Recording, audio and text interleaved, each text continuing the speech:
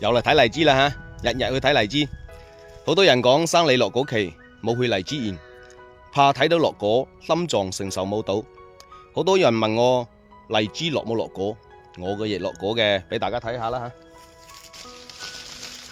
吓。嗱，一樣落果係嘛？俾大家睇下。嗱，呢啲咪落果咯，成地都係，見到未啊？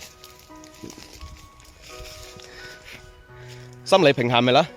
不過咧，我仲有吓，仲有第3次生李落果，但我相信佢係冇落得了嘅。心存美好，向陽而生啊！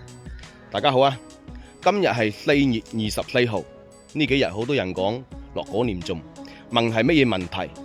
我總結咗幾點，大家睇完視頻評論區討論一下。我哋要經一事長一智，就算係耕田，亦都要做一個有上進心嘅耕田佬，食到老學到老啊嘛，係嘛？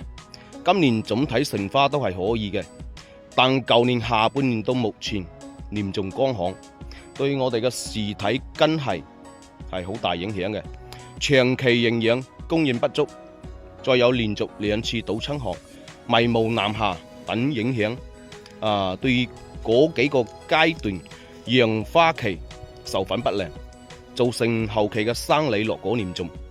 再有啲果農習慣用激素去強補，當時可能你會補到好多果，但係由於太乾旱，根係冇辦法吸收養分，輸送到頂端，楊花消耗好多嘅養分，所以造成嘅養分不足，造成落果。再有呢幾日落雨，根係吸收養分，一下子輸送養分太快，造成嚴重落果。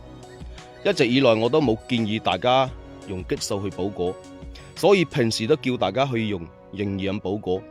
特別係今年長期乾旱，根係冇辦法輸送養分及時，所以我哋葉面追肥就起到根本嘅作用啦。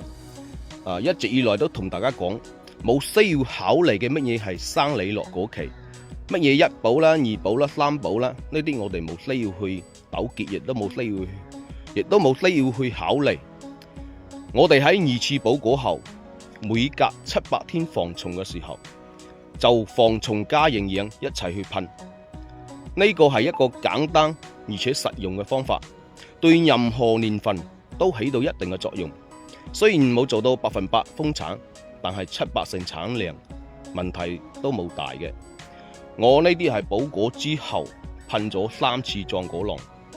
壯果浪係全營養葉面肥，可以補充樹體所需嘅各種養分，緩解養分不足造成過多嘅落果。壯收浪1包係兌水1000斤嘅，直接噴到荔枝紅頭。睇到呢度，大家可能又覺得我買貨啦。紅橙哥好幸運喺互聯網得到幾十萬粉絲嘅關注同埋認可，我係有責任向大家分享我嘅一啲種植方法。可能有好多不足，但係我果然點做就點去同大家分享，毫無保留咁同大家分享。你可以接受，亦都可以當我吹牛。如果你從收期一步一個腳印跟住紅橙哥做，70%果嘅機會可能係有嘅，100%咧係冇可能嘅吓。如果可以做到100%，紅橙哥一早就揸兵士啦，係嘛？我分享嘅僅供參考啊！祝大家身體健康。調個鏡頭俾大家睇下紅橙哥嘅荔枝冇講紅橙哥係拍一條俾大家睇，條條都拍俾大家睇啊！調個鏡頭，嗱呢啲就係紅橙哥噶啦，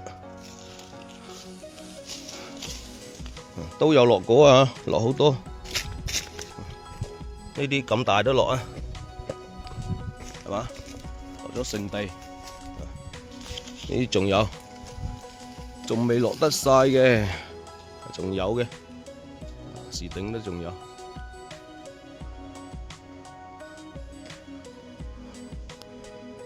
剩翻10粒8粒係嘛，咪 OK 咯，攞咁多做咩啊？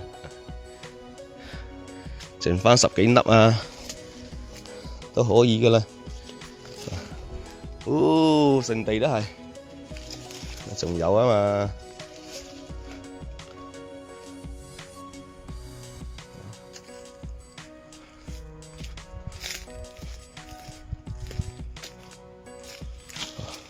仲有啊，就咁啦。